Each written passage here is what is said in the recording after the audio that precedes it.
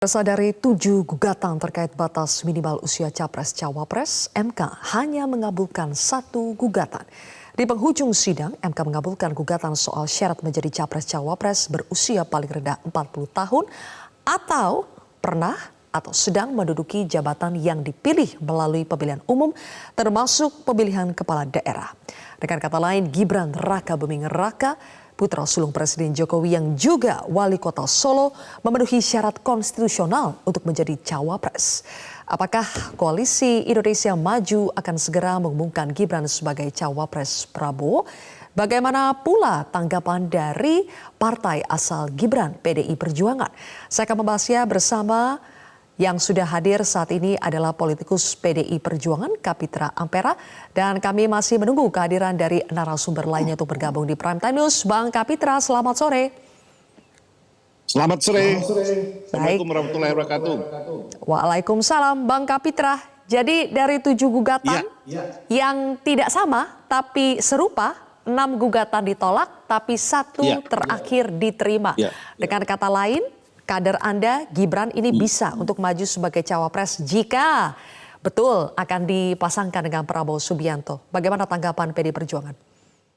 Iya, pertama saya ingin katakan bahwa Mahkamah Konstitusi merobohkan temboknya sebagai benteng konstitusi. Membuat putusannya manipulatif yang akal-akalan sehingga kita maknai sebagai suatu justifikasi dari permintaan-permintaan yang berkembang sebagai isu yang selama ini. Dan saya melihat bahwa Mahkamah Konstitusi tidak layak lagi untuk menjadi benteng konstitusi karena sudah melanggar konstitusi, bahwa yurisdiksinya untuk memutuskan itu tidak dimuat dalam Undang-Undang Dasar. Dia memaknai sendiri peraturan yang ada dengan menambah prasa-prasa yang bertentangan dengan konstitusi. Saya malahan berharap bahwa Mahkamah Konstitusi ditinjau ulang atau harus direposisi, dileburkan. Kalau di banyak negara dileburkan dalam suatu lembaga yang namanya Mahkamah Agung. Mahkamah Konstitusi itu harus berada satu lembaga yudikatif, dia harus berada dalam Mahkamah Agung. Kenapa kita tidak lagi percaya dengan integritas yang terjadi? Apa yang dimuat sekarang ini sangat panjang. Kita bisa melihat itu kalau bahasa sederhana itu akal-akalan yang betul-betul menyesatkan, yang sangat transparan, sangat telanjang kita bisa baca. Kata-kata prasa 40 tahun atau yang sudah pernah menjabat sebagai kepala daerah atau sedang menjabat itu jelas ya ditujukan kepada siapa. Kita mengerti, bagi kami bukan siapa orangnya, tetapi bahwa konsistensi sebagai benteng konstitusi itu dibobol, dirobohkan sendiri oleh Mahkamah Konstitusi. Saya tidak melihat ada kelayakan lagi Mahkamah Konstitusi untuk berada dalam suatu sistem ketatanegaraan yang berdiri sendiri. Dia harus menjadi subkoordinat dalam Mahkamah Agung seperti apa yang ada di Amerika. Oke, dibobol oleh siapa menurut Anda, Bang Kapitra? Ya, saya melihat putusan itu sangat ambiguitas, tapi mengandung unsur-unsur manipulatif, ya, unsur-unsur yang akal-akalan. Kita melihat bahwa 6 gugatan itu kita simak, saya amati dari pagi. Tetapi di ujung putusan terakhir ini, yang poin 2 dengan prasa mengatakan 40 tahun, seolah-olah dia memperkuat Undang-Undang Nomor 7, tetapi dia tambah prasa. Ini bukan kewenangan MK menambah frasa dari sebuah undang-undang. Karena ini open legal policy itu adanya di parlemen. Yang berhak merubahnya itu parlemen, bukan Mahkamah Konstitusi. Mahkamah Konstitusi itu hanya menguji apakah undang-undang yang ada bertentangan dengan undang-undang dasar atau tidak. Hanya itu kewenangan yang diberikan oleh konstitusi terhadap Mahkamah Konstitusi. Sekarang dia masuk meloncat pagar, merobohkan tembok konstitusinya. Ini yang bahaya bagi bangsa ke depan. Ya, ini yang bahaya, dan saya melihat bahwa konsistensi untuk menjaga konstitusi itu sudah dirontokkan oleh Mahkamah Konstitusi. Kredibilitasnya sebagai penjaga benteng konstitusi itu ambruk oleh perilaku yang unkonstitusional. Ini yang bahaya bagi bangsa ini. Sangat membahayakan untuk bangsa ke depan sehingga tidak ada kepastian. Kalau begitu, yang tidak apa gunanya DPR RI. sebagai making law, pembuat undang-undang dan pemerintah, kalau dia ikut masuk untuk membuat undang-undang, padahal dia cuma hanya Baik, oke. punya kapasitas untuk menyatakan bertentangan suatu undang-undang atau tidak dengan undang-undang dasar. Padahal tadi awalnya katakan tidak bertentangan batas usia 40, itu kenapa harus tanda praksa yang lain? Ini yang bahaya. Baik, oke Bang Kapitra, kita pindah dulu ke Mas Adi Pray juga sudah bergabung. Mas Adi, sudah bisa mendengar suara saya? Mbak Silvia, selamat sore. Oke, baik, selamat sore Mas Adi. Jelas kita mendengar ada kekecewaan yang luar biasa tadi disampaikan oleh Bang Kapitra dari PDI Perjuangan.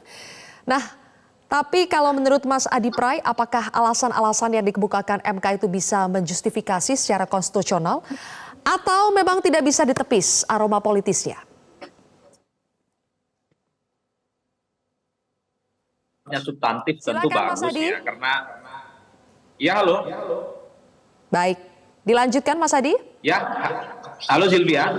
Ya kalau kita membaca argumen-argumennya, saya kira secara substantif tidak ada persoalan apapun karena hampir semua warga negara di Indonesia ini punya opportunity dan kesempatan yang sama untuk bertanding di Pilpres 2024 yang akan datang. Sekalipun belum berumur 40 tahun misalnya, selama punya pengalaman politik sebagai kepala daerah, DPD, anggota dewan dan seterusnya, dimungkinkan untuk bisa bertanding di 2024. Tapi yang menjadi ramai itu kan pertama begini, bahwa persoalan untuk mengubah syarat capres dan cawapres itu bukan kewenangan Mahkamah Konstitusi, tapi memang kewenangan DPR ya, dengan pemerintah, karena mereka lah yang kemudian membuat produk-produk politik yang sebenarnya lebih bisa untuk dipraktekkan dalam kehidupan berbangsa dan negara.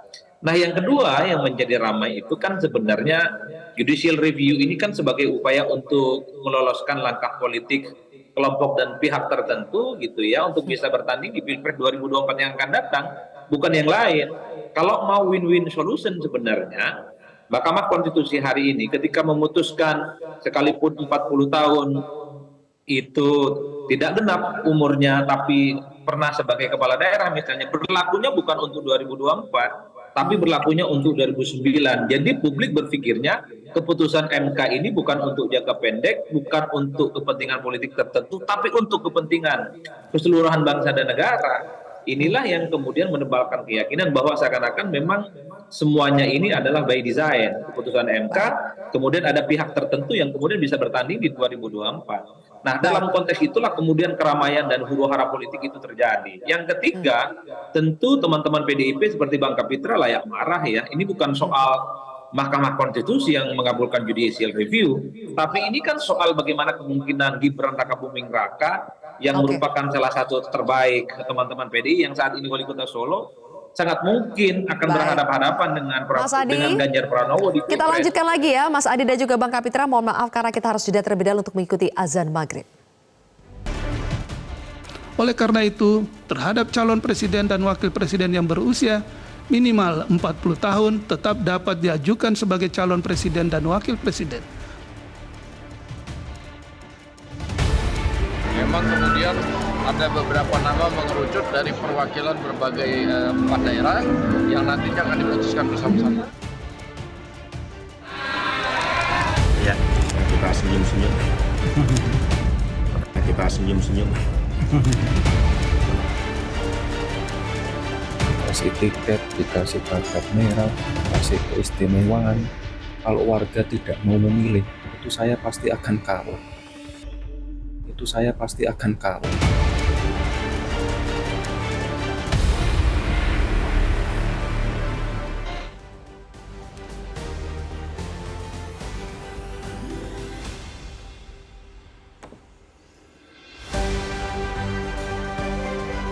Baik, pemirsa, ini adalah reaksi yang disampaikan Gibran Rakabuming melalui akun X-nya terkait dengan putusan yang dibacakan oleh MK hari ini terkait dengan batas minimal usia capres-cawapres. Gibran menjawab singkat dan nyeleneh dengan kata-kata atau tulisan awok-wok yang sampai sekarang kita tidak paham maknanya bagaimana. Hanya Gibran yang bisa menerjemahkan, pemirsa, tapi ini adalah komentar singkat dari Gibran terkait dengan putusan MK hari ini. Baik pemirsa, kami akan melanjutkan perbincangan kali ini. Sudah bergabung ada pakar hukum tata negara Bivitri Susanti dan juga ada Wakil Ketua Umum Partai Gerindra Bang Habibur Rahman. Selamat malam Mbak Bibip dan juga Bang Habib. Yes. Selamat malam. Baik, oke. Mbak Bibip, saya ke Anda dulu. Jadi dari 7 gugatan yang tidak sama tapi serupa, hanya 1 gugatan yang di ujung sekali akhirnya diterima. Anda melihat ini tidak lazim? Tidak lazim karena inkonsisten. Jadi saya harus bukakan dulu, kan ada 7 perkara tuh. Dan kemudian menurut saya ada, kalau kita lihat apa yang disampaikan oleh hakim, itu ada 3 pola. Pola pertama itu batas umur saja, itu perkara 29 yang pengajunya adalah PSI. Kemudian pola kedua itu atau disamakan dengan penyelenggara negara, itu perkara 51 dan juga 55 ya, Partai Garuda sama kepala daerah. Nah, pola ketiga ini yang dikabulkan, yaitu disamakan dengan elected officials lainnya. Nah, jadi kalau kita lihat 3 pola ini aja, Mbak, menurut saya inkonsistensinya kelihatan. Karena kalau kita pakai logika ya, istilahnya hakim itu penawaran hukum yang wajar. Itu harusnya kalau pola 1 itu ditolak dengan alasan open legal policy, seperti yang selama ini sudah kita bicarakan, memang harusnya ditolak karena open legal policy. Harusnya pola yang kedua dan yang ketiga itu juga semuanya ditolak. Nggak usah masuk ke dalam argumen, bahkan sampai ada dibuatkan pengecualian dari open legal policy karena dianggap ada ketidakadilan yang intolerable. Nah, menurut saya ini tidak bisa diterima dengan penalaran hukum yang wajar. Dan tidak konsisten dari 7 itu, jadi logikanya jadi berantakan, yang satu ke kiri, yang satu ke kanan gitu, yang satu ke depan, yang satu ke belakang. Nah, jadi dari kalau saya sih lihat tidak laziman betul. Makanya kalau kita baca ini dissenting opinion-nya Hakim Saldi Isra yang di putusan yang pola yang ketiga itu ya, itu dia katakan bahwa saya baru sekali ini menemukan bagaimana pembuat dalam memutuskan, ini dalam dissenting opinion-nya ya, dalam putusan. Dia bilang, kok bisa dari perkara 29, 51, dan 55 di putusnya A, tiba-tiba dibuatkan argumen di putusnya B. Begitu secara tiba-tiba dalam jangka waktu yang demikian dekat. Dia bilang begitu dalam dissenting opinion. Jadi saya membaca bahwa Hakim Saldi Isra juga sedang memberikan kode kepada kita bahwa ada sesuatu yang terjadi, manuver yang terjadi untuk pola putusan yang ketiga ini. Begitu, Oke. Mbak. Oke, manuver apa itu boleh dibahas nanti, Mbak Bibip. Saya ke Bang Habib dulu ya. Bang Habib, jadi sekarang Gibran sudah legal untuk menjadi cawapres. Benarkah besok Koalisi Indonesia Maju akan mengumumkan Gibran sebagai cawapres Prabowo? Ya, yang pertama kami perlu menegaskan bahwa kita adalah warga negara yang taat hukum dan taat apapun keputusan lembaga-lembaga hukum. Ya, jadi ketika sudah diputuskan tidak ada pilihan lain bagi kita selain menghormati dan mematuhi putusan MK tersebut. Berbagai macam pendapat, lazim atau tidak lazim, kanan atau kiri dan lain sebagainya boleh disampaikan ya, tapi kita nggak perlu lagi membuang waktu ya terhadap sesuatu yang sudah diputus dan sudah final dan sudah binding, sudah mengikat. Nah, itu dia. Nah, terkait cawapresnya Pak Prabowo, perlu kami sampaikan bahwa ada 3 hal yang akan menjadi landasan apakah Pak Gibran Rakabuming bisa menjadi cawapresnya Pak Prabowo. Yang pertama adalah soal regulasi. Ya, yang kedua adalah soal keputusan Pak Prabowo bersama para ketua umum partai politik, dan yang ketiga adalah soal perkenan dari orang yang bersangkutan, yaitu Pak Gibran Rakabuming Raka. Nah, kalau soal yang pertama soal regulasi, tadi sama-sama sudah kita dengar putusan MK yang sangat bagus, lengkap, detail, ya, jelas. Kalau tadi apa yang disampaikan rekan-rekan sebetulnya Mbak Bivitri, kemudian Andi Prayitno, itu sebetulnya kalau kita ikuti tadi pembacaan putusan, semuanya itu dibahas, ya, semuanya itu dijelaskan ya, oleh Mahkamah Konstitusi. Nah, regulasinya sudah ada. Lalu para ketua umum partai politik saat ini terus berdiskusi, terus bermusyawarah merumuskan siapa calon yang akan diumumkan, yang akan dipilih oleh mereka ya menjadi wakil presiden cawapresnya Pak Prabowo. Nah, kalau itu sudah, kami tidak bisa juga dengan serta-merta mengajukan Mas Gibran. Kami memerlukan perkenan ya, kebersediaan dari Mas Gibran untuk menjadi wakil presidennya Pak Prabowo. Nah, karena itu Ini komunikasi terus dilakukan. Kita bisa lihat mungkin dalam waktu yang tidak terlalu lama lagi jelas siapa yang akan menjadi wakil presidennya Pak Prabowo. Baik. Oke, Bang Kapitra, dari pernyataan Bang Habib kita dengar sendiri bahwa saat ini Gerindra Koalisi Indonesia Maju sudah mengambil ancang-ancang untuk menanyakan langsung kepada Gibran mau atau tidak untuk menjadi cawapres Prabowo Subianto. Bagaimana reaksi PD Perjuangan atas hal ini? Ya, pertama saya ingin tegaskan kembali ya bahwa MK itu Mahkamah Konstitusi itu sudah masuk angin, terjadi determinasi politik. Kalau kita bicara Mahkamah Konstitusi, kita bicara tentang hukum, bukan tentang bicara politik dan bicara tentang kompetisi, bicara tentang kewenangan.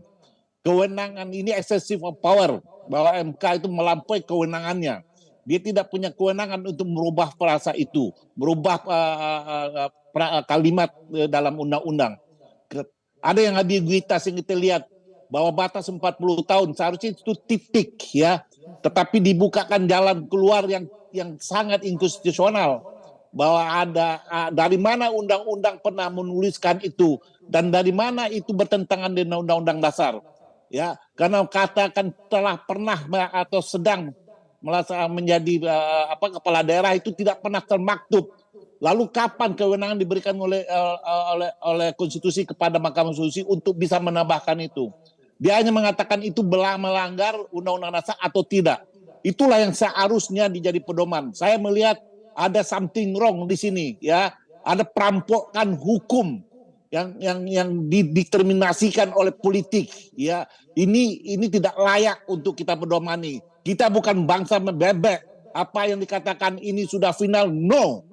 Karena sesuatu yang salah harus diperbaiki ya. Kalau lembaga yang salah perlu dibubarkan lembaga itu. Jadi jangan katakan harus dibubarkan itu, Pak. Ya, kalau itu tidak konstitusional, kalau itu melanggar undang-undang, tidak perlu mereka. Anda jangan mengerti soal itu. Anda harus paham bahwa kepentingan Anda untuk masuk ke partai lain itu juga sudah melanggar konstitusi. Anda harus pikirkan ya bagaimana supaya kepentingan bangsa ini di atas kepentingan politik Anda. Itu yang pertama. Yang kedua, bagaimana mungkin Anda masuk ke wilayah partai orang mencoba memujuk rayu kader partai orang. Ini Anda keliru berpikirnya.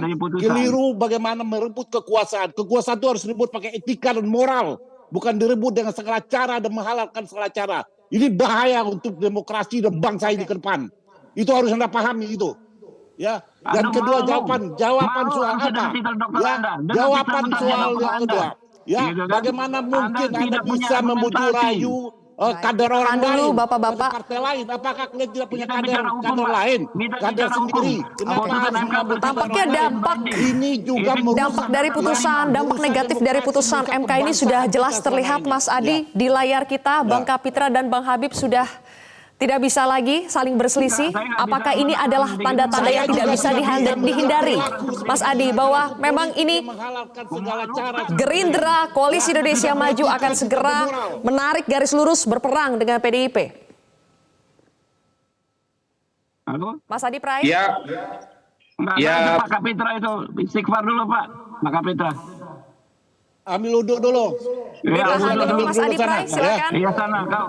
Ya, Silvia, kalau saya secara prinsip memang ini mungkin bagian dari efek domino kalau kemudian betul Mas Gibran itu maju di Pilpres 2024 bersandingan dengan Pak Prabowo Subianto, karena apapun Mas Gibran itu saat ini kan posisinya di PDIP dan kemudian akan bersandingan dengan Pak Prabowo yang sangat mungkin akan saling berhadap-hadapan dan bersaing dengan Pak Ganjar Pranowo ya.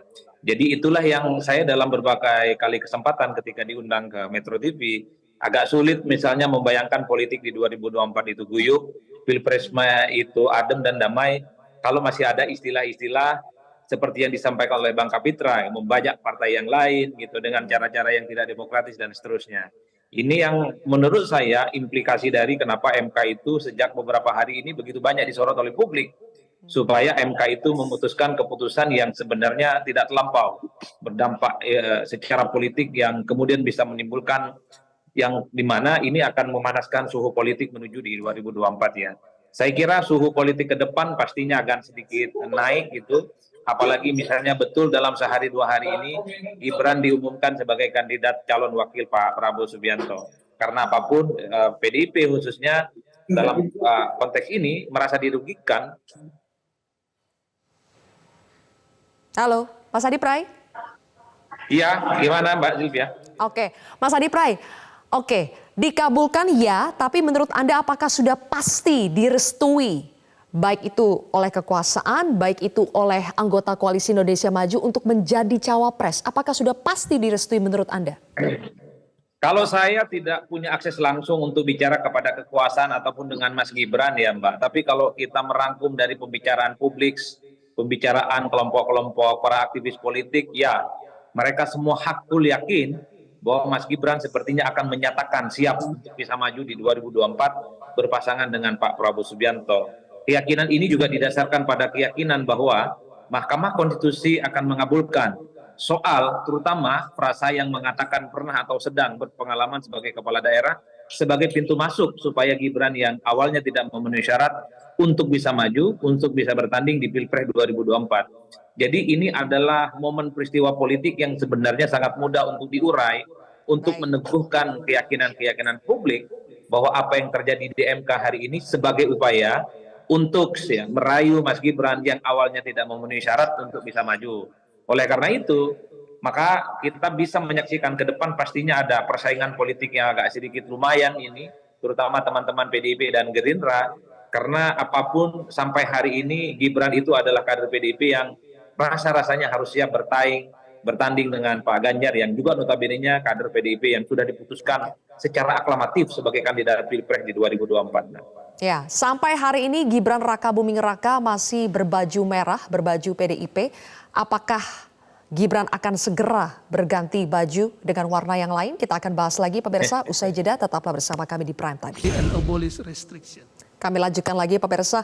Mbak Bibip, ke Anda dulu. Tadi Anda sempat menyebutkan soal manuver yang dilakukan oleh MK. Anda sepakat kalau manuver ini bisa memanaskan suhu politik negeri hingga nanti pada saat pesta demokrasi?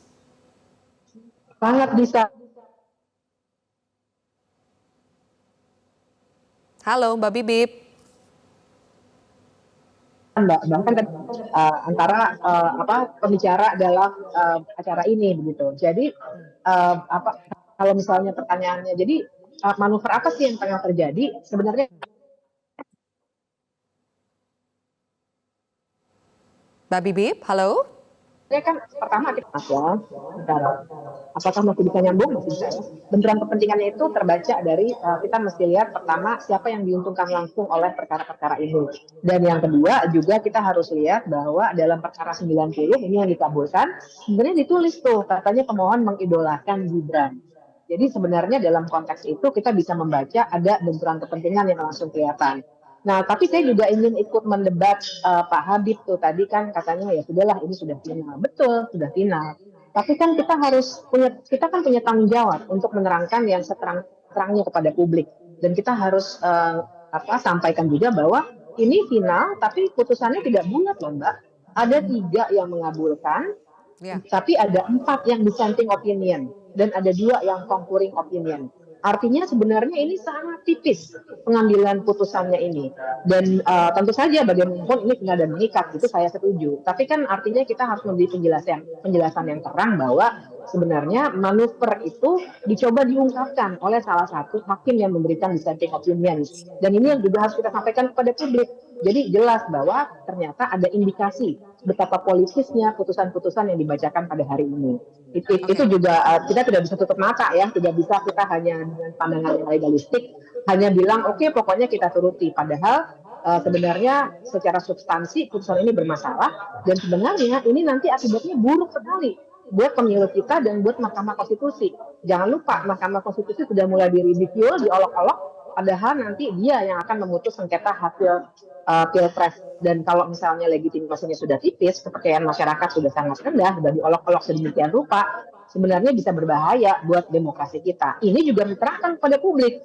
Tidak bisa kita langsung terima-terima begitu saja. Selain bacaan politis, tetap kita harus nyatakan mana yang benar sebagai benar dan mana yang salah sebagai salah. Begitu Mbak. Oke, itu pandangan dari Mbak Bibip. Bang Habib, saya kembali ke Anda. Sampai hari ini Bang Habib, Gibran itu masih kader PDI Perjuangan. Apakah dari Koalisi Indonesia Maju sudah menyiapkan exit plan untuk Gibran apabila nanti berganti baju? Jadi saya harus kembali mengingatkan, termasuk Mbak Bivitri juga, ya kan? Itulah dinamika hari ini, bahwa MK memutus semuanya secara demokratis. Ya, ada yang menyampaikan dissenting opinion, diberi kesempatan, tetapi putusan MK kan mengikat. Ya. Putusan MK yang sudah disepakati itu yang tadi dibacakan, gitu loh. Soal tuduhan, soal anggapan, silakan saja masing-masing orang ya, kalau ingin menyampaikan tuduhan yang subjektif sekali tetapi itu kan tetap menjadi pedoman kita, gitu loh. Jadi Anda juga nggak bisa memonopoli bahwa Anda yang benar, tuduhan Anda yang benar, sikap subjektif Anda yang benar, dan Anda yakinkan itu untuk disampaikan kepada publik. Kita juga bisa menyampaikan hal yang sebaliknya, gitu loh. Semua orang bisa berpendapat, gitu loh. Saya juga punya kewajiban menyampaikan edukasi kepada publik untuk menghormati putusan lembaga peradilan, ya. Tapi ngapain juga kita sudah lagi berdebat kusir kalau putusan sudah ada? Sebab kalau etikanya sebagai seorang sarjana hukum, ya, ketika putusan sudah ada, ya kita tinggal menghormati saja. Perdebatan itu tinggal perdebatan. Kalau bagi saya, ya, jadi saya nggak mau lagi debat kusir. Silakan. Kalau punya standar moral yang berbeda-beda, ya silakan saja, begitu kan? Oke, tadi kembali ke persoalan pertanyaan dari Zilvi ya, soal soal Mas Gibran. Exit plan buat Gibran kalau tidak menjadi kader PDIP lagi, apakah sudah disiapkan, Bang? Ini kan masih kalau-kalau juga ya, masih belum ya. Pertama, Pak Ketua Umum Partai Politik juga belum menentukan Pak Gibran sebagai wakil presidennya Pak Prabowo, ya. Walaupun saya sudah dimaki-maki sama senior saya, ya, yang jelas kan belum diputuskan. Itu satu. Yang kedua, ya, fenomena seorang kader partai politik yang diajukan partai lain kan bukan baru. Pak JK 2004-2009 kader Golkar maju sebagai wapres bukan dari partai yang mengusungnya. Kemudian juga yang belum terlalu lama itu adalah Pak Sandiaga Uno, ya, berkomunikasi dengan partai lain, dengan pihak lain, kabarnya ingin maju sebagai wapres dari partai lain dan keluar. Kami tidak pernah menyalahkan Pak Sandiaga Uno, tidak pernah juga mencaci maki partai lain, karena itu adalah putusan domain yang bersangkutan, hak yang bersangkutan. Berpolitik itu kan pilihan, apakah pilihannya bersandar pada ideologi atau persoalan subjektif saat itu monggo. Mungkin itu ya. Saya mohon maaf, saya live, saya pas ini maghrib mepet banget ya. Oke, baik. Sorry kalau ya. begitu Bang Habib. Oke, ya. Oke. Saya minta tanggapannya dari Bang Kapitra ya. Bang Kapitra, kalau menurut Bang Habib tadi politik itu adalah pilihan. Jadi nanti serahkan kepada Gibran bagaimana akan menindaklanjuti tawaran dari Koalisi Indonesia Maju atau tidak. Bagaimana tanggapannya Bang Kapitra? Iya, hidup itu pilihan. Pilihan itu juga punya norma. Ada norma hukum dan ada norma sosial. Ada etika di dalamnya. Artinya bagi kita bukan soal kader kita diminati, kita bangga aja, kita senang aja. Karena artinya menunjukkan bahwa partai PDIP memiliki kader-kader yang mumpuni, yang punya kualitas yang lebih baik. Tapi bukan itu permasalahannya ya. Yang kita masalahkan, kita melihat ya, diskriminatif terhadap putusan Mahkamah Konstitusi itu 40 tahun. Oke, itu dipatok di situ. Artinya di bawah 40 tahun tidak bisa ikut menjadi capres atau cawapres. Tetapi ada pintu keluar di situ bagi yang pernah atau sedang menjabat kepala daerah. Nah, bagaimana dengan profesi lain? Profesi lain yang juga mungkin lebih hebat dari kepala daerah, dan itu tidak boleh. Nah, ini yang diskriminatif, ini yang melanggar konstitusi. Yang saya maksud melanggar konstitusi ini.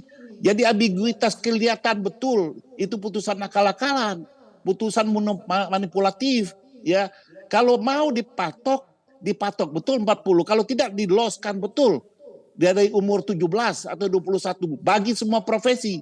Bagi saya sebagai seorang advokat, kalau umur saya di bawah 40 sangat marah.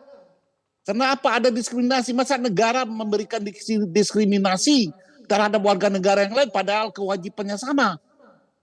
Masa haknya itu dibatasi bagi orang yang menjabat sebagai kepala daerah atau yang sudah menjabat atau sedang menjabat boleh melanggar batasan minimal usia.